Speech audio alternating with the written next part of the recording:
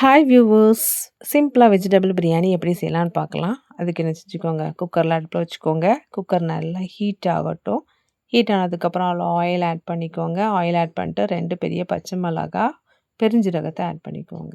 அதுக்கப்புறம் இதில பட்டை, கிராம்பு, லவங்கம், பிரியாணி இலை இது எல்லாத்தையும் நான் என்ன செஞ்சுருக்கேன், பவுடர் ஆக்கி வச்சுருக்கேன். அந்த பவுடர ஆட் பண்ணிவிட்டு, வெங்காயத்த ஆட் பண்ணி நல்லா என்ன செஞ்சுக்கோங்க, வதக்கிக்கோங்க.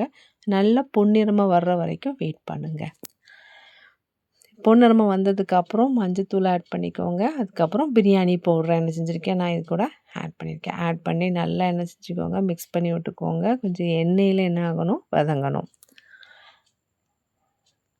ஓகே. நல்லா வதங்குனதுக்கப்புறம் நான் ஒரு பேஸ்ட் ரெடி பண்ணியிருக்கேன். இதில் தக்காளி, இஞ்சி, பூண்டு, கொத்தமல்லி, புதினா இது எல்லாத்தையும் என்ன செஞ்சுருக்கேன்னா, மிக்ஸியில் கிரைண்ட் பண்ணி பேஸ்ட் எடுத்து வச்சுருக்கேன்.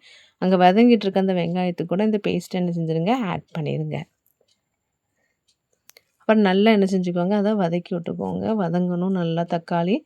போக நான் என்ன செஞ்சுருக்கேன், வெஜிடபிளுக்கு வந்து கேரட், பீன்ஸ், காலிஃப்ளவர் இந்த 3 என்ன செஞ்சுருக்கேன், நல்லா வேக வச்சு எடுத்துருக்கேன். வேக வைக்காமலே போடலாம். நான் கொஞ்சம் வேக வச்சு என்ன செஞ்சுருக்கேன், இது கூட ஆட் பண்ணியிருக்கேன். நல்லா மிக்ஸ் பண்ணி விடுங்க. நல்லா என்ன ஆகட்டும், அந்த மசாலா கூட மிக்ஸ் ஆகட்டும். இதுக்கப்புறம் நான் 2 டம்ளர் பாஸ்மதி அரிசி எடுத்துருக்கனால நான் 4 டம்ளர் தண்ணி ஊற்றணும். அதனால் 2 டம்ளர் தேங்காய் பால், 2 டம்ளர் தண்ணி ஆட் பண்ணியிருக்கேன். நல்லா கொதிக்கட்டும். கொதிச்சுட்டு இருக்கும்போது தேவையான அளவுக்கு சால்ட் ஆட் பண்ணிக்கோங்க. நான் 2 டம்ளர் பாஸ்மதி அரிசியை 20 நிமிஷம் ஊற வச்சுருக்கேன். இந்த அரிசி என்ன செஞ்சீங்க, கொதிக்கிற அந்த தண்ணியில் ஆட் பண்ணிடுங்க.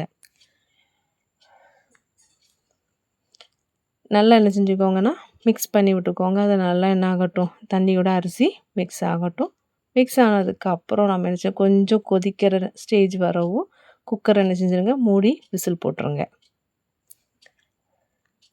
ஒரு விசில் வர்ற வரைக்கும் வெயிட் பண்ணுங்க. அதுக்கப்புறம் நீங்கள் ஓப்பன் பண்ணி பார்த்தீங்கன்னா, டேஸ்டியான வெஜிடபிள் பிரியாணி ரெடி.